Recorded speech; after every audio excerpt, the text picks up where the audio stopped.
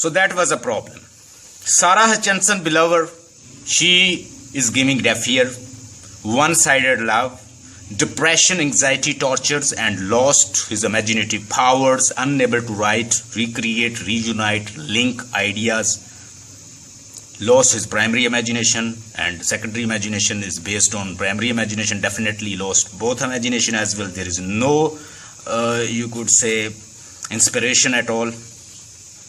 This poetry is also criticism on Wordsworth as well.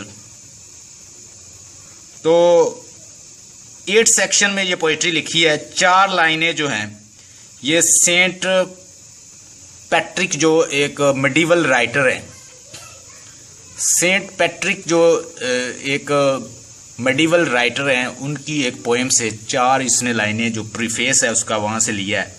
उसमें ये बताता है कि जो वो लोग स्टॉर्म के बारे में बातें कर रहे हैं, जो 4 लाइन्स वहाँ से लेता है, तो कहता है कि जो कुछ वो लोग लेमेंटेशन कर रहे हैं, they people are thinking about the storm, I want that storm should come. कहता है वो तूफान आए, वो बारिश जो है वो आ जाए, वो स्टॉर्म आ जाए और मैं जो है मैं रिलीफ हासिल करूं, मैं कैथारसिस हासिल करूं, and I will get my imaginative powers.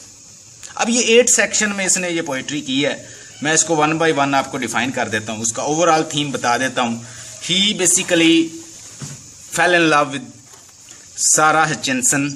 Hutchinson did not show love at all because he was already married and she gave him deaf ear. What happened? He was in continuously suffering, and he also got married as well due to his married life, as well as lost love as well. So due to this condition, he was in perpetual torment and dejections and troubles like this. In this trouble, he is also recalling beloved as well and calling her O lady. यानी जो इसने पहले लिखा था उसका title था सारा Hutchinson. ये एक वर्स यानी लेटर था वर्स की फॉर्म में पहले, तो बाद में जो सारा हचिंसन का नाम निकाल दिया गया और बाद में इस पोइट्री को उन्होंने यानी एक रिफाइंड फॉर्म में बाद में इसको पेश किया, तो उसमें ये चीज़ें जो है निकाल दी गई। सारा हचिंसन के नाम की जगह बल्कि मेंशन किया था और बाद में इसको उसकी जगह पे जो नाम था सारा हचिंसन का वो नाम निकाल के इसने वहाँ पे वो लेडी का नाम लिख दिया। पहला सेक्शन है जी, पहले ये बात करता है, प्रीफेस देता है जो कि सेंट पैट्रिक जो एक मेडिवल राइटर है वहाँ से लेता है। उसमें ये न्यू मून और ओल्ड मून को कंपेयर करता है, ठीक है। उसमें वो बताता है कि he lost his creativity, imaginations, और स्टॉर्म आए।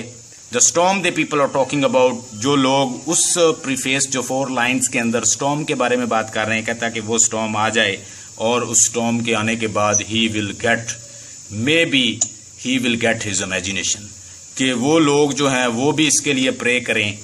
तो वो जो प्रे कर रहे हैं तो वो लोग भी इसके लिए प्रे करें, जो मेडिवल राइटर्स के जो 4 लोग हैं वो प्रे कर रहे हैं स्टॉर्म के लिए। तो कहता है कि वो स्टॉर्म के लिए अगर वो स्टॉर्म आ जाए, वो तूफान आ जाए, तो मेरी इमेजिनेशन भी आ जाए, जैसे वो प्रे कर रहे हैं लोग, वो मेरे लिए प्रे करें। ओल्ड एक